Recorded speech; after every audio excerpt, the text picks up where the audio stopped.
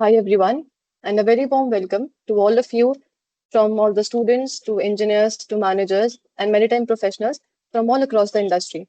I'm Isha and I'm delighted to welcome you all on behalf of Cybermarine and Cybermaster.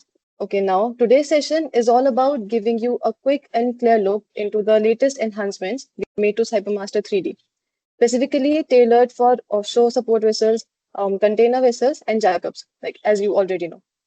These improvements are designed to make life easier for the masters, the superintendents, the vessel operators, and of course, the owners by simplifying their day to day operations and supporting smarter, safer decision making on board. Just to give you a bit of background, Cybermaster was developed back in 2002, and today we are proud to say that it's installed on over 1,000 vessels worldwide. That includes around 140 container vessels and about 120 offshore support vessels, about 60 jackups, along with various other types of vessel. That includes your bulk carriers, gas carriers, tankers, then FPSO, FSO, RoRo, passenger vessels, all of them. Since its inception, Cybermaster has been supplied to almost all type of vessels today. Now, before we begin, I'd like to introduce the person who will be leading today's session, Mr. Kaushik Shiva. He's our team lead and manager for autonomous technology. Kaushik will walk you through all the updates. He will demonstrate the new features, and also he'll be guiding the discussion as we move forward. A very good morning to all of you who have joined us from different parts of the world. Thank you for being here. We will be going through the application. I will be demonstrating the container vessels, explaining the features in the container vessel application. Following that, I will be going through the offshore support vessels and then the jackups. Thank you. So Cybermaster 3D is an advanced software which is designed basically to elevate normal ship to a smart ship and to an autonomous ship. Today's agenda, we will be covering about the understanding the need of having such an application, followed by I will give you a brief overview of the software. Then I will move on to the demonstration of different types of vessels, and then it will be followed by a Q&A session. So talking about the need of having such an application, these are demanding times. The ship operations are becoming more demanding over time. And it is necessary for the masters to carry out planning well in advance so that they stay ahead of the curve. They know what to anticipate. They know what to expect before the actual operations are being carried out. Simple tools are not enough anymore, such as a spreadsheet, which used to help them with basic calculations and basic results. That is not enough anymore as the operations are becoming more and more complex. They need more accurate tools which are easy to use, and they should be adopting new and advanced technologies to address this issue. So here, Cybermaster 3D is designed to help the crew, the onboard crew, the masters, the operators, address these issues, helping them to cater the demanding operations and to help them with planning the operation well in advance so that they know what to expect, they know what to anticipate, and the operations can be carried out in a very safe and secure manner. About Cybermaster 3D. Cybermaster 3D is a type-approved application by DNV and RINA. It uses 3D technology and advanced computational algorithms to carry out the calculations. It includes several superior modules, which is designed for making the lives of the master of the crew easier, and it has been supplied to over 1,200 vessels worldwide. We will be starting with the container ship application, where we will be talking about the container interfaces, the container arrangement, how the properties can be assigned, how the properties can be read through a BAPLI file, and how the sorting can be carried out, how segregation checks can be carried out using based on IMDG code, and how lashing calculations can be carried out. As you can see here, this is the interface for the container vessel application. Here, all the containers, the software is customized for each vessel specifically. So the storage plan of that particular vessel is preloaded into the software. And as the containers are filled, the storage plan shows different colors to indicate that which containers are filled and which containers are empty. To read the data from the BAPLI file, how to read the data into the software, how to read the data from an external application such as a BAPLI file into the software. It is quite simple, as the BAPLI interface is already inbuilt into the application, which allows the user to read or load the BAPLI file directly into the application. So here it asks whether we want to, already there is a storage plan, already there is containers that are loaded on the vessel. So it asks whether we want to replace the storage plan. And if we give yes, the container storage plan as per the BAPLI file has been loaded. You can see that here some containers are colored in green, some are in red. So these indicate different types of containers that are present on the storage arrangement. For example, if we go to basics, there's this red container, which is essentially a dangerous cargo with a UN number of 3166. This green represents a reefer container. So the color coding allows the user to easily identify which containers are present in which location. They don't have to go through all the rows that are present, 200, 300 containers or more than that. They don't have to go through all the containers to understand which container is present where, what is the property of that container. They can just scroll through each bay and see what container is present in which location. Similarly, they can also see that which is a 20-foot container, which is a 40-foot container directly from the bay. Now that the containers have been loaded from the BAPLI file, the next step would be to check whether the containers are appropriately segregated. So here, the IMDG code is inbuilt into the application, and using the IMDG code, the container segregation checks are carried out. And here it shows that the container at this position must be stored away from the reefer container. So these checks ensure that the storage arrangement is carried out in a very safe manner so that there are no violations and the operations can be carried out safely. Now, assigning the container properties, as you can see here, all the properties have come directly from the BAPLI file. But in case if a new container is being loaded, say, for example, a container like this, which is not there in the BAPLI, which was not there in the BAPLI file, if that has to be loaded, then the user can also enter the parameters manually. And they can choose what is the port of loading, what is the port of discharge. If it's a dangerous cargo, then what is the UN number of that cargo. All those information can be chosen and the container properties can be assigned. Here I'm giving this property as UN number. Here I'm giving this as explosive. So now 3 containers have been assigned with dangerous cargo UN numbers. And once we carry out the segregation check, all those also come into picture. So any container present anywhere, the segregation check is carried out for all the containers across the base, rows and tiers. And if there is any violation, that is pointed out directly so that the user can relocate the container so that the storage arrangement is safe. Now, we understand that it's difficult to go through each container bay and understand or find out if they want to locate a specific type of container. So there is a readily available sorting feature which allows the user to sort the container using a type of specific code, like say, for example, with respect to port of departure, if they want to see which all containers are there from Havre, show list. So all the containers with the port of loading being Le Havre is shown here. Now, if we give the port of discharge as say Hamburg list, so all the port with the departure being Hamburg, that is shown here. So the user can readily sort the containers based on certain set of properties, and they can see which containers are present in which location and how many containers are also there. In addition to this, as the storage plan is prepared and the storage arrangement is carried out, visibility check is also carried out. So the blind zone requirements are met. That is also ensured, again, ensuring that the safety is not compromised. And there are a host of reports such as the crosstab report, which shows how many containers are loaded from which port and which port it is to be discharged, the total number of containers, the weight, all these informations are shown in this report. Then similarly, there are also bay plan reports which can be generated for all the bays or specific bays, which is defined by the user. Say, for example, if I want to see bay number 6 here and say bay number 14, I can just the container properties, the port of loading, the port of discharge, the weight of the container position, UN number, all these informations are also shown on the bay plan report inside the container. And here is a legend which shows what all informations are displayed inside the container. Options like you can select a bay by means of property, like say if I give port of discharge and if the port of discharge is Hamburg, all bays. Then it's, as you can see here on the right side, it scrolls through, it goes through, it scans all the bays and then selects all the bays where which has containers which with the port of discharge being Hamburg. And then that report is generated. Here, all the containers have the port of discharge being Hamburg. So bay 5, bay 7, bay 6, 17, 18, and 19. Likewise for all the based on different properties that are there, such as IMDG code, length, port of loading, port of discharge. Using all these properties, the containers can be sorted and the reports can be generated, which can then be used later, which can be filed and used for used by the crew later on. So these are some of the main features that we have in our container vessel application.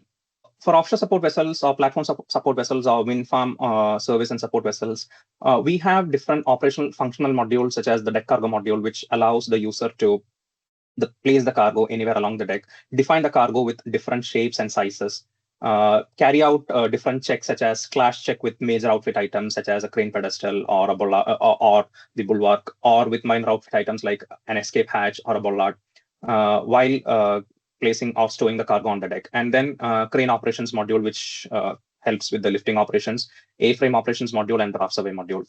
So here, as you can see, there is a supply vessel with a main working deck. So here, the user can go to this deck and define as many number of cargo items as they prefer, depending on their working requirement. And for each cargo, they can define the weight, the location. Based on the frames, the length is automatically adjusted. The height can be, similarly, the width of the cargo can be changed. This way, the user can define as many number of cargoes as per the requirement on the working deck. So since the location was overlapping, it asked or prompted the user whether they want to keep it on top of the existing cargo. And when they chose to give yes, the cargo has been kept on top of the existing cargo.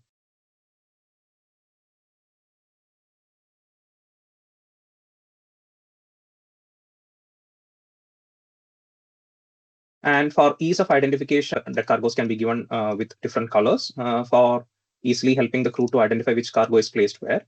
While the weights are being defined, if the deck pressure exceeds the permissible deck pressure, then a warning is provided to the user to ensure that adequate spatial spreader arrangements are provided so that the deck pressure does not get violated. Then user can also move the cargo anywhere along the deck by means of this drag and drop function that is there.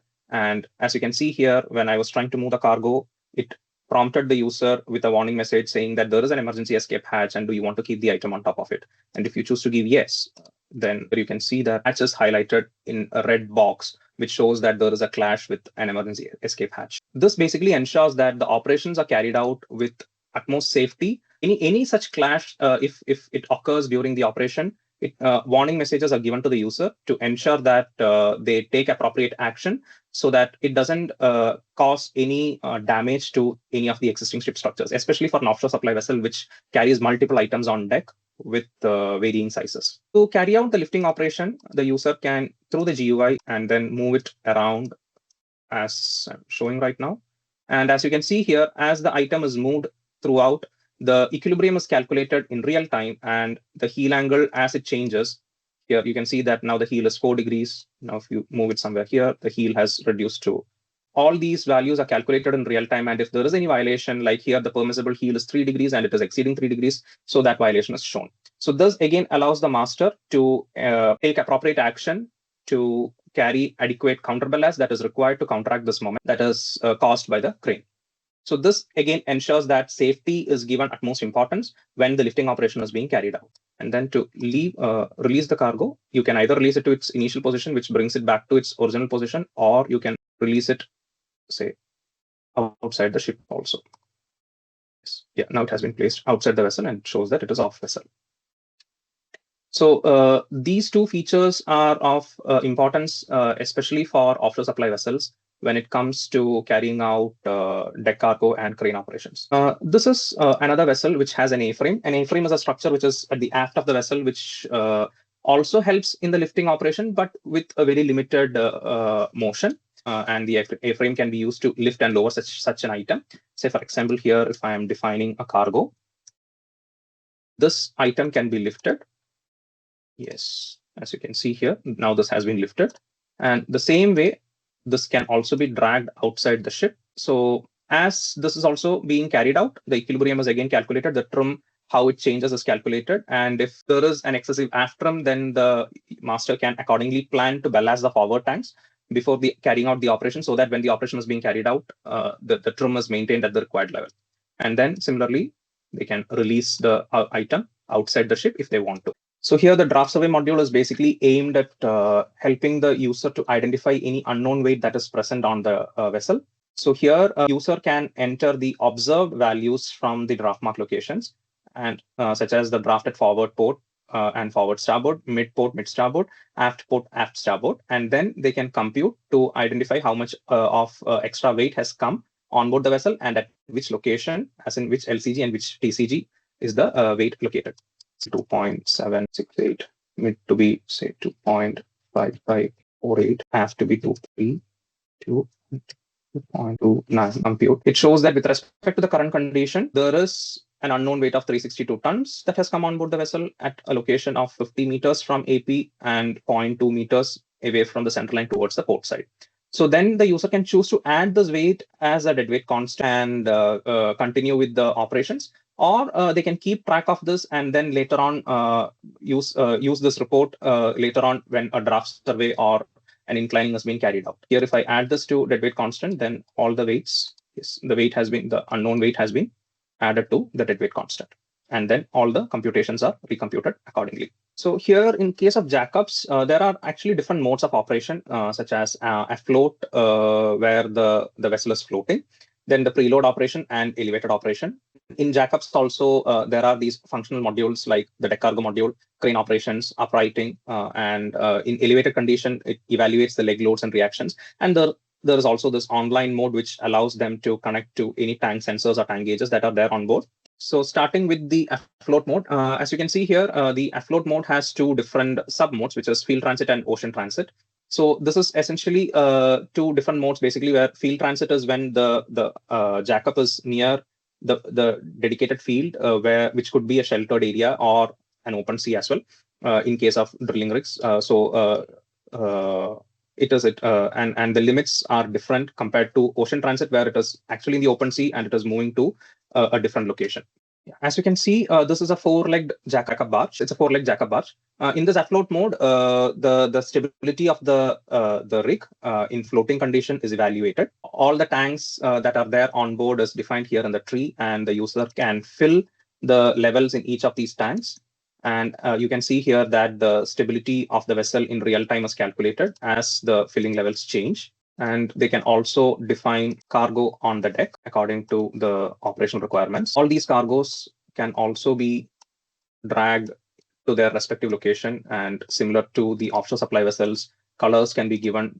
For ease of identification, the colors can also be given. Similarly, in ocean transit and field transit condition, as I told you, the limits are different because one is in a more sheltered area, the other is in open sea transit. So you can see here for field transit, with the corresponding case, the kg is 20 and there is a margin of 90%, 94% with respect to the allowable value. And you can switch to ocean transit and you can see that the limits are less, so the margin has exceeded, and for the same condition, the stability has become not okay. So based on the field transit or ocean transit condition, the respective limits are taken for calculations and the judgments are shown so that the master can take appropriate action as the operation demands. Now, another key feature here is that in jackups, when it is in legs and spudcans, the legs can be lowered during the operation. As the leg is lower, due to the buoyancy of the leg, the draft of the vessel decreases as the vessel comes up.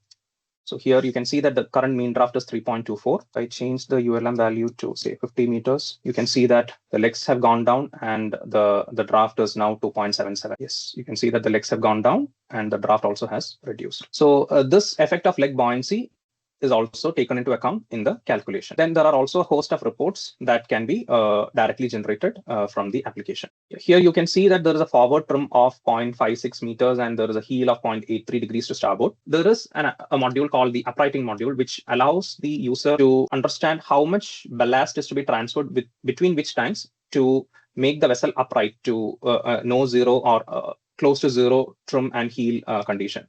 So here, if you start the operation, the trim has been reduced and the heel also has been adjusted based on the fillings that are there. Now, if more filling is there, then accordingly the ballast will be redistributed within the tanks to reduce the heel further. Similarly, there is also this online mode, which allows, as I explained earlier, to connect the software to the sensors on board and get the reading in real time. This updates the software every 30 seconds or 1 minute and also recomputes the stability in real time. So this allows automatic filling of tanks, and the master or the user does not have to keep on filling the tanks as the filling level changes. Moving on to the preload mode. So here, basically, this mode allows the user to understand or decide how much ballast is required to maintain the leg loads when the unit is being elevated from afloat to elevated condition. So here, in elevated condition, when the operation is being carried out, the environmental inputs play a critical factor. The wind, the wave, the water depth, etc. So here, if I'm defining a water depth of say 35 meters with the because it's a four-legged jack-up, the loads will be taken by the diagonal legs. So 650 minimum load on diagonal legs, and the ULM value being say 70, 70, 70. So here now, this has been updated. What is the leg penetration is calculated. The preload, as we defined on port starboard, port forward and starboard aft, forward port and aft starboard is 650. So correspondingly, the reactions on the other legs are calculated. What is a corresponding Sputcan reaction is also calculated. Now here you can see that the elevated load is not okay, LCG is not okay, TCG is not okay. So it basically informs or it basically gives the master the information that the unit is not leveled, and it must be leveled by adjusting the ballast in the tanks or moving the solid weights within the vessel, so that the LCG and TCG comes within the limit. Otherwise, there is a possibility for overturning at the time of elevating the jack-up from afloat to elevated condition, and the minimum elevated load also has to be met. So that can be changed. That can be done by adjusting the tank weights or the solid weights that are present on board the vessel. So once the preload operation has been carried out and the vessel and the unit is completely elevated, then they can go to the elevated mode, where there are again two further sub modes for normal operation conditions or storm conditions. Yeah.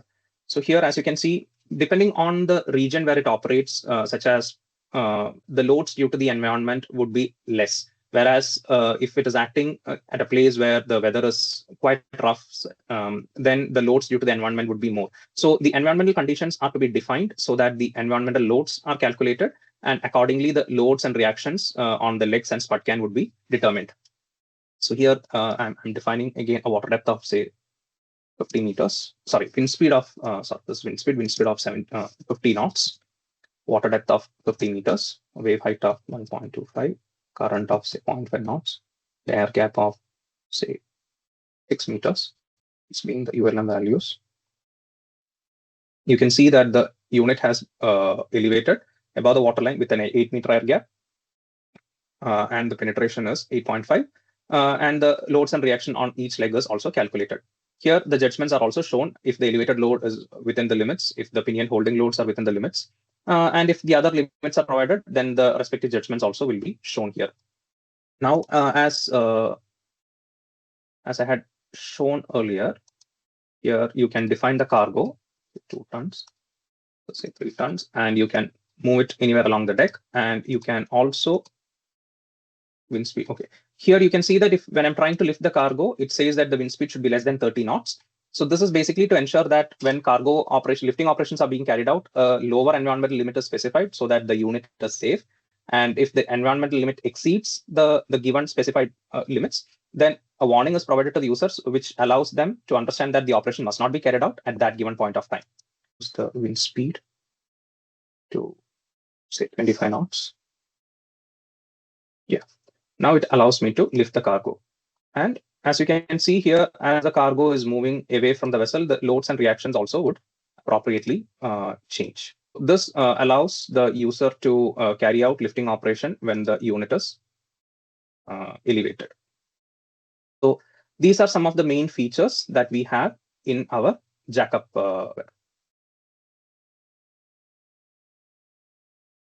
Okay, thank you so much, Kaushik, and everybody who joined us today. Now we are open to take any questions regarding the webinar today. If there are any questions, please feel free to ask. I received some questions in my mail, so let's start with those then. Isha, just a moment. Nabil has raised his hand. So Hey, hi Kaushik, thanks for your nice presentation and showing us all the features. So I just have one query here. The 3D model that we see in which the actual filling and the trim and hill is happening, can we have it on a separate window or is it just in that small window? How is it? Okay, so the application is designed to have to be able to be operated in multiple screens. So if you have a PC with dual screens, the whole graphics can go into the second screen and the calculations can remain on one screen. So that gives the user a more clear and detailed view of what is happening while keeping an eye on the calculations and the results. So yeah, it is possible to completely move it to a different screen as well. Okay, thanks. Yes, Mr. Krishna. Hi Kaushik, thanks for your presentation and have some idea. But since I am new to this software, I have some basic fundamental questions. Since I am from the automation background, I believe that whatever the presentation you have showed in the simulation mode, but in real time, you have all the sensors in terms of draft gauging or tank gauging or ballasting system. So in real time, those sensors will automatically feedback all the calculation to the stability system. So is it correct, or is something differently have to do before getting the real-time data? No, your understanding is correct, sir. So the data will be taken directly from the sensors. So the communication protocol, what we have is Modbus. All the tanks or the sensors, draft sensors or tank gauge sensors, what is there, the PLC addresses must be entered, and the sensors must be connected to the application before it can start reading and fetching the values from the sensors. So once it is connected and all the addresses are entered properly, the data automatically comes into the application. The user doesn't have to do anything after that. Thanks a lot. That should be in the real time, but otherwise you can still do the simulation if you want to simulation, intend to do any cargo operation or lifting operation according to your requirement. That's right, sir. Yes. Right. Thanks a lot. Thanks. Okay, I don't think there is anyone else. So, Kaushik, I'll ask you the question that was mailed to me. So the question is, we are using a spreadsheet for container storage planning. Would it be possible to read the spreadsheet directly into the software? Yeah, so I had shown how the data can be obtained from a BAPLI file. So similar way, we also have a spreadsheet interface which is incorporated. So either the user can copy and paste the data into our interface, or we can also customize the software to read any external spreadsheets, provided they can give us what each inputs or what each column or row represents. And they can give us a specification. We can customize the software such that it can read an external format as well. So yes, it is possible. Okay, I hope the answer is clear. The another question is, new regulations such as IMDG amendments, how is it incorporated into the software? Yeah, so that's a very good question, actually. So here we actually keep track of the new regulations as and when it comes out, and we keep on updating the software as new regulations are published. So here the IMDG, what I had demonstrated earlier, is the latest IMDG, which is IMDG amendments with IMDG amendments 40 to 24, which is already incorporated into the application. Although it doesn't come into effect before January 2026, that is already incorporated into the application. So here, what we do is that once such new regulations come into picture and the software is updated, we inform the our existing users on this update and allow them to upgrade the software to the latest with the latest amendment or to the latest regulations. Yeah. Yeah, thank you, Kaushik. Is there any other question? Yes, Mr. Nabil, you have one more question. Yeah, Kaushik, this Jack-up rig version that you have, basically that's also type approved. Yes. So basically, the type approval is given for the stability calculations, which is applicable for all types of vessels, actually. So the calculations is type approved for jackups, offshore support vessels, containers, tankers, bulk carriers, any type of vessel for the stability and strength aspect, because it is already type approved. Yes. Okay, thanks. Yes, one question has come. For existing PSV, how does the software work with the onboard crew? Yeah, so for any existing vessel, we will be customizing the software for that particular vessel based on the vessel specific information. So as you probably would have understood, each software is customized for the particular vessel based on its information. So once we have customized it, the software can then be installed on board for the crew. And we also provide a training to the crew on how to use the software. The training can be provided remotely, or we can even go on board and provide the training to the crew on how to use the software, and we can help them set it up on their PC. I hope that answered your question, Mr. Sudhir.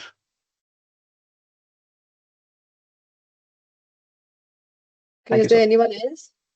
Any other question is there? Please feel free to ask. Okay, I think that's all. So thank you so much, Kaushik. And thank you everyone who joined us today. On behalf of Cybermarine team, I want to sincerely thank all of you for taking time and being part of this session. We hope that today's walkthrough gave you a clear understanding of the latest enhancements in Cybermaster. And now these updates are crafted to make onboard operations smarter, safer, and more efficient. Like Kaushik already explained everything about it. This session was obviously especially about container vessels, offshore support vessels, and jackups. Now, if there are any further questions that we couldn't address during this session, please feel free to email us. We'll be very happy to respond to you. As mentioned earlier, the session has been recorded. So if you want to revisit the session or share the content with your colleagues, just let us know and we'll share the links with you. Before we end, I encourage you all to please stay connected with us for more updates and future session. We'll be continuously working to innovate and serve the maritime community better. Every day we are adding something new to our software, considering all the complexities and all the hardships of the maritime sector. So in the screen, you can see Kaushik's contact info. Whatever, anything there is you want to know, please contact Kaushik or me or whoever contact info you are having. Every one of us will be available at any time. Thank you so much once again for being here with us today. I wish you all a very productive day ahead. Thank you so much. Thank you all. Thank you so much.